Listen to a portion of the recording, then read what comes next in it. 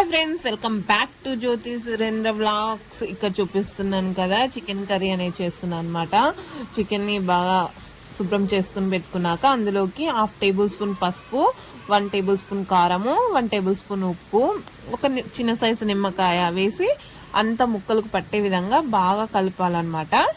ముక్కలకు అనేది మనం బాగా ఇలా అంతా కలిపాలకు దానికి ముక్కకి ఎక్కడ ఖాళీ ప్లేస్ లేకుండా అలా కారం పసుపు అంతా పట్టించి మనం దీన్ని 1 గంట సేపు మీకు వీలున్నంతసేపు ఫ్రిడ్జ్లో పెట్టుకోవాలి. ఫ్రిడ్జ్లో పెట్టుకున్నాక ఇక్కడ వచ్చేసి మనం చేస్తున్న చికెన్ కర్రీకి ఈ పౌడర్ అనేది చాలా ఇంపార్టెంట్. ఒక మిక్సీ జార్లో 1 ఇంచు చెక్క, 3 లవంగ మొగ్గలు, 4 యాలక్కాయలు అన్నమాట, యాలక్క బుడ్డలు, అలాగే ఒక అనాస పువ్వు, ఒక బిర్యానీ ఆకు చిన్నది సరిపోతుంది, అలాగే 1 స్పూన్ ధనియాల పొడి వేసుకుంటున్నారు. మీకు ధనియాలు వీలుంటే 1/2 టేబుల్ స్పూన్ ధనియాలు వేసుకోండి. తర్వాత అందులోకి 1/2 స్పూన్ మిరియాలు, 1/2 స్పూన్ జీలకర్ర,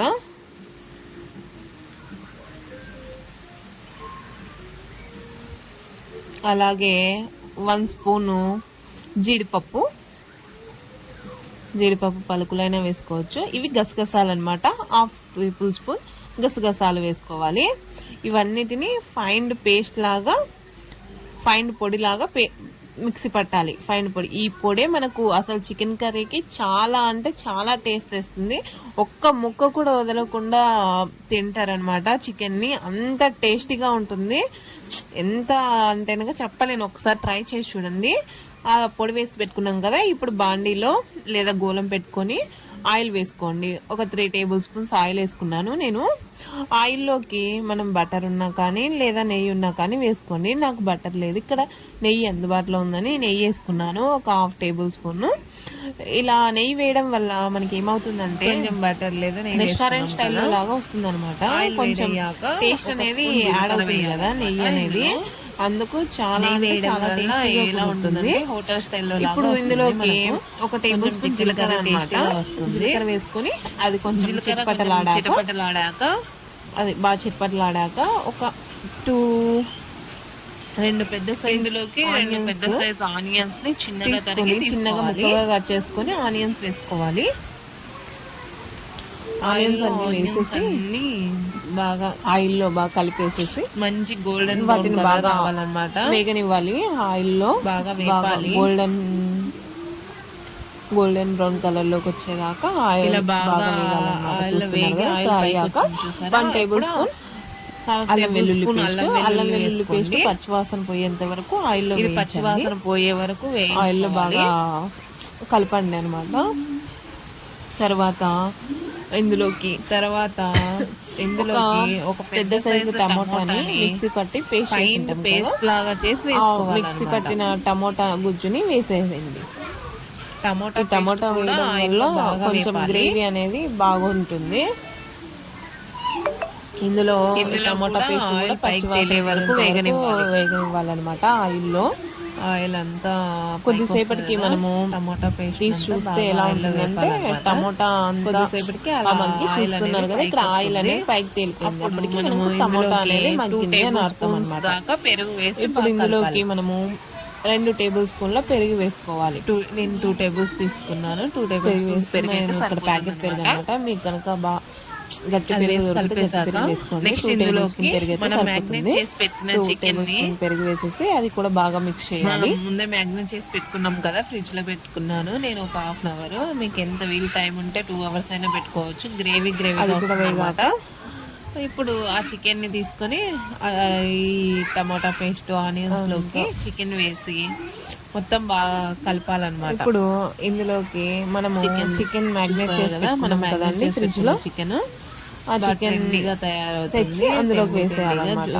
చికెన్ నిమ్మకాయ ఎందుకు పిండాం కదా, కొంచెం వాటర్ చేస్తున్న బాండీలో చికెన్ మొత్తం వేసేయాలి. మనం చేసుకునే బౌల్లోకి అంతా వేసేసి పెట్టాం కదా, బాగా ట్రెండీగా జ్యూసీగా ఆనియన్స్, టమాటా పేస్ట్, అల్లం వెల్లుల్లి అంతా కింద ఉన్న ఆనియన్స్ టమాటాస్ అంతా చికెన్ కి పట్టే విధంగా అంతా మొత్తం కలిపేసేయాలన్నమాట. బాగా వాటర్ వచ్చి ఆ చికెన్ అంతా ఆ వాటర్ లో వాటర్ వచ్చేసి ఆయిల్ సపరేట్ అయిన తర్వాత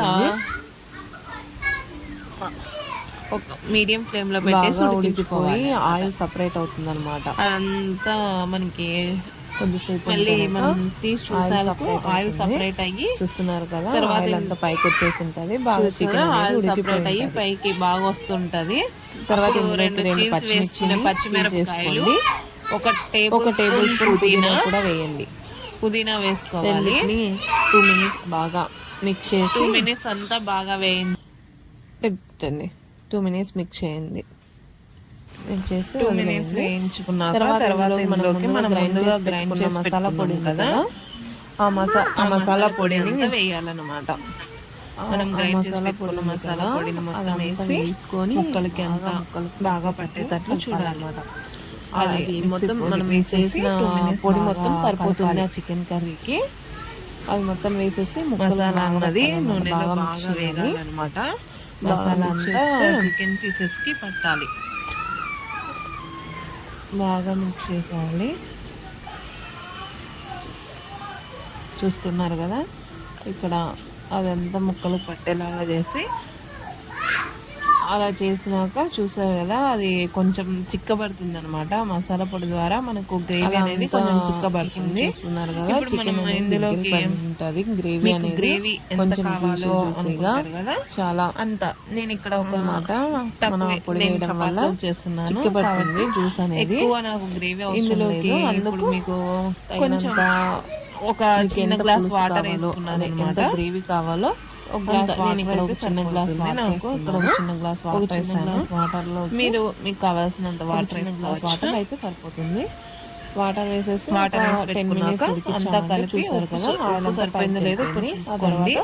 కొత్తిమీర వేసుకొని మంటను మీడియం ఫ్లేమ్ లో పెట్టి మూత పెట్టి 5 నిమిషాలు ఉడికించండి. స్టవ్ ఆపేయడమే అన్నమాట. తర్వాత చూస్తున్నారు కదా, ఈ జ్యూసీ ట్రెండీ ఆయిల్ అంతా పైకి చికెన్ అనేది ఎప్పుడైనా కానీ కొంచెం ఇలా కొత్తిమీర వేసి చికెన్ అనేది ఎంత టేస్టీగా అంటే అంత స్టవ్ కట్టేయడమే. చికెన్ కర్రీ అంటే గ్రేవీగా అన్నంలోకైనా చాలా బాగుంటుంది. కొత్తిమీర వేసుకున్నాం కదా, మీకు కనుక కసూరి మీద కూడా వేసుకోవాలి. కొంచెం ఈ గ్రేవీ కలిపి పక్కన పెట్టుకోండి. ఎలా వేసి బాగా కలిపి పక్కన పెట్టుకోవడం. కామెంట్ రూపంలో చికెన్ కర్రీ రెడీ. మీరు మీ ఇంట్లో ఈ పద్ధతిలో చికెన్ కర్రీని చేసి చూడండి. ఒక్క పీస్ కూడా